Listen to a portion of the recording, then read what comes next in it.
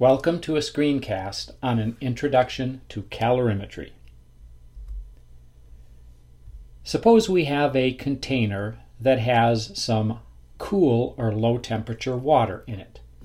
And then to that we add some high temperature or hot metal.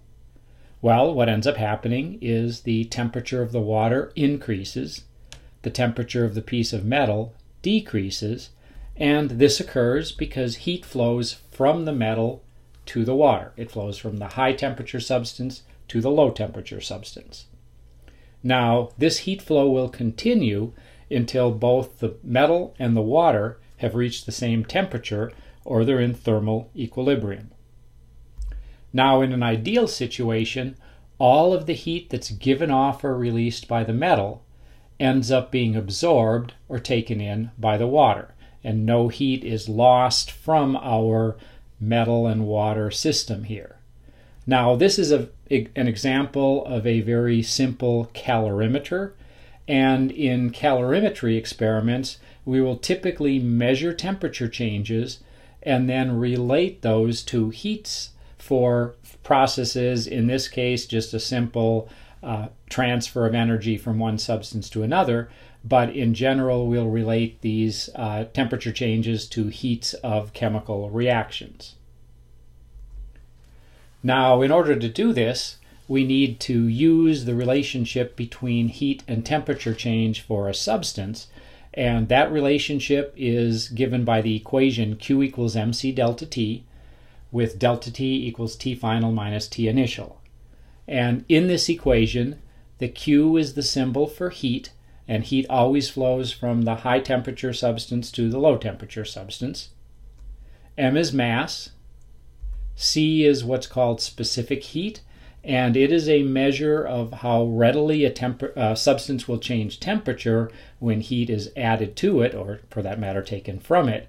And the specific heat of a given substance has a different value than the specific heat of another substance. So it's dependent upon the substance what the value of the specific heat is.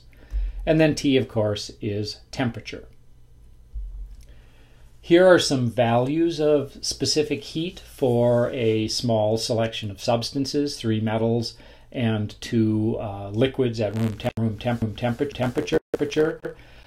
In specific heat is measured in units of joules per gram degree Celsius. So J, capital J, is the symbol for the energy unit joule, which is what we will most commonly use, and then it's per mass and per temperature change. Now let's see how this works with an example.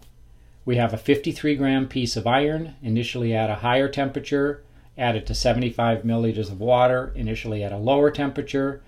The iron and water reach thermal equilibrium at an in-between temperature that's closer to the temperature of the water than the iron initially, and we're asked to calculate the heat for the iron, the heat for the water, and then compare these values and explain what they mean.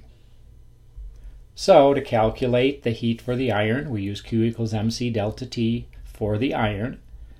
The mass of the iron is 53.1 grams. The specific heat, C, of the iron is 0.438 joules per gram degree Celsius, and this is a value that we looked up in the table. And then the initial temperature of the iron is 84.7 degrees, and the final is 23.1 degrees Celsius, and we do final minus initial for our temperatures. And this gives us negative 1,433 joules when we do the calculation. And then we note that we have 3 sig fig numbers, so our answer should be to 3 significant figures. So let's write it in scientific notation to make that clear. And so the result for heat for the iron is negative 1.43 times 10 to the minus third joules. Okay, next we calculate the heat for water, and it's the same type of calculation, but we use the values for water. Q water equals mc delta T water, and we note that we're given the volume of water rather than the mass, but if we remember that the density of water is 1.0 grams per milliliter, then 75 milliliters of water is 75 grams, and That gets multiplied by the specific heat of water, which is 4.18 joules per gram degree Celsius. And we'll use this enough that it might be worth just remembering the value. And then final temperature minus initial, 23.1 minus 18.6 degrees Celsius. And that gives us 1,411 joules, and it's a positive value this time. Now, if we note that the temperature difference actually gives us a two significant figure number, then we need to round our answer to two significant figures. And so again, scientific notation to make it clear, 1.4 times 10 to the third joules, positive value. All right, so there are our two results.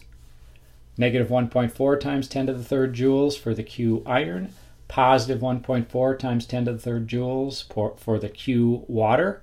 And to the number of significant figures we have, these are essentially the same number. And so the heat for the water and the heat for the iron are approximately the same in magnitude or size, and they have opposite signs. And if we have a perfect calorimeter, if we don't have heat escaping, all the heat is transferred from the iron directly to the water with none being lost to the surroundings, then we would expect the values of heat to be the same, but one would be positive and one would be negative.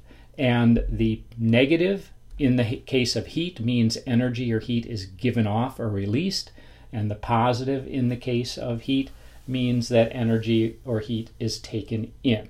So in a perfect calorimeter, we will have equal magnitudes of the two Q values, but opposite signs. Now again, this was a simple exchange of heat between two substances. We'll next want to apply this to heats for chemical reactions. So a little bit of a summary and a couple things to note.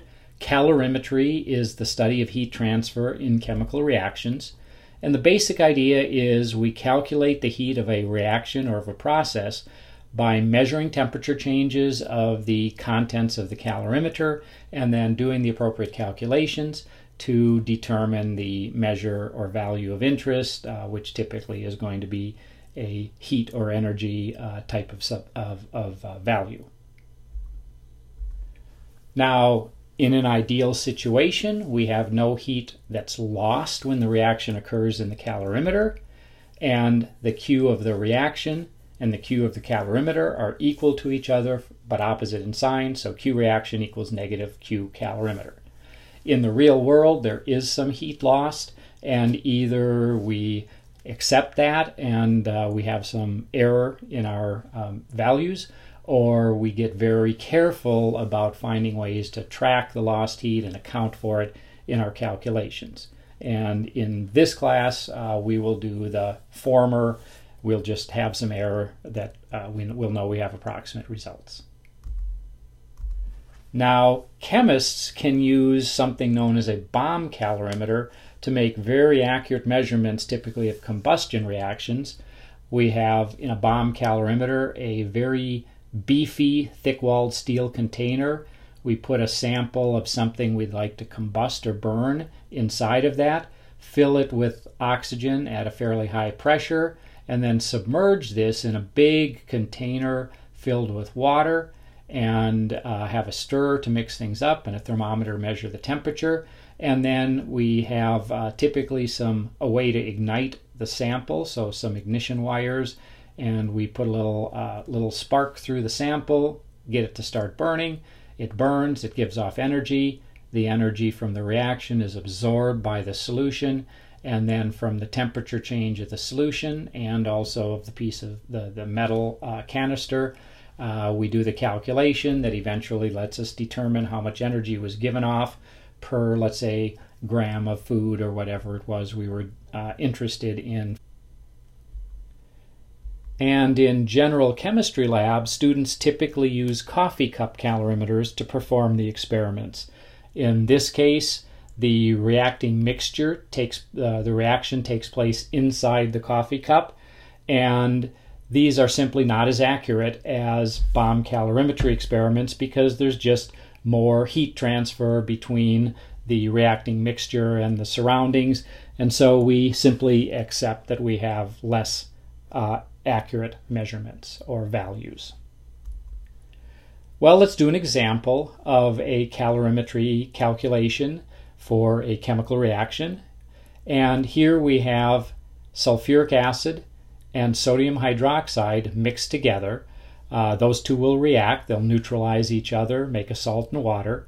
And we are asked to determine the heat of reaction for this reaction per mole of sulfuric acid, which is typically what's done. Heats of reaction or energies for reaction are typically done on a per mole basis. So let's proceed. And a couple things to note. We have a solution of sulfuric acid and of sodium hydroxide. We know their volumes and their concentrations, and we know the initial and final temperatures of each. Now, to determine heat, we're going to use Q equals mc delta T, and we're going to need to make a few approximations. So in our Q equals mc delta T, the mass of our solution is going to be the sulfuric acid and the sodium hydroxide mixed together, because both of those things are going to be reacting and both of those things are going to be absorbing energy. So 125 milliliters of solution and 150 milliliters of solution is about 275 milliliters of solution. And since the solutions are aqueous, then they have densities of approximately 1.0, and so we can say that we have about 275 grams of solution. Specific heat of solution, well, the closest thing we know is the specific heat of water, and so we will treat these solutions as if they have approximately the same specific heat as water, and then the temperature change is fairly straightforward. So we have 275 grams of solution that's absorbing energy, and notice these are in the solution are the things that are actually reacting as well. We treat the solution as if it's water, so 4.18 joules per gram degree Celsius for its specific heat, and then final minus initial temperature gives us 10,740 joules, and it's a positive value, which means that the mixture absorbed energy. Now that's a pretty big number, so we might want to make it kilojoules. This is fairly typical. So this is 10.74 kilojoules. And then we note that our temperature difference has only two significant figures. Therefore, our answer here, our Q for the mixture, should only have two significant figures. And so it's 11 kilojoules, positive 11 kilojoules. Now, that 11 kilojoules of energy, or of heat, it's a positive value. It means energy was absorbed by the mixture, and the energy that was absorbed by the mixture was given off by the reaction. And so the Q of our solution, or Q of our mixture, is going to equal the opposite in sign, but hopefully the same value as our Q of reaction. So our Q of reaction is negative 11 kilojoules.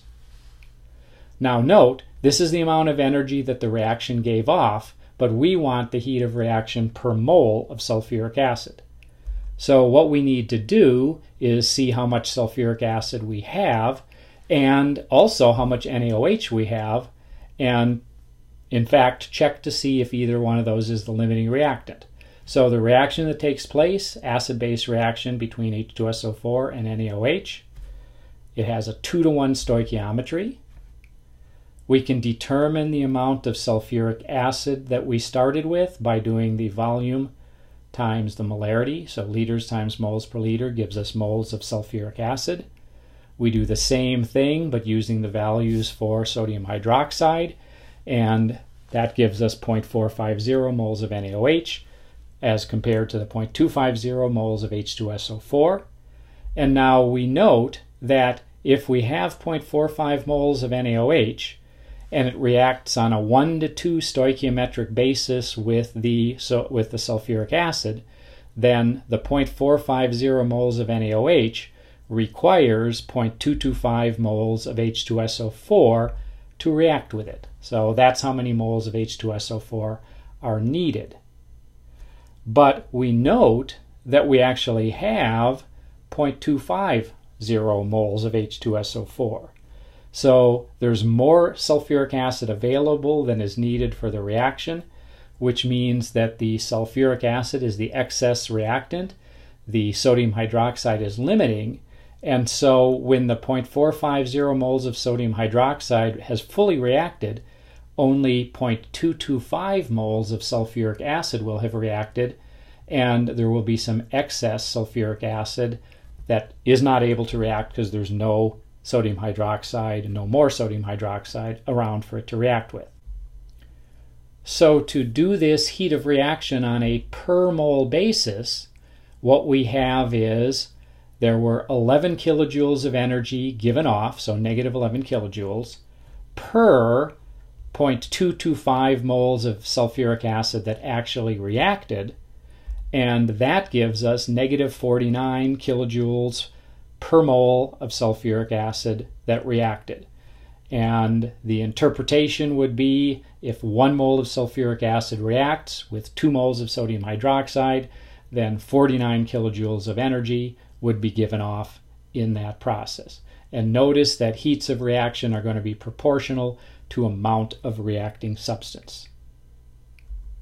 And that's it for the introduction to calorimetry.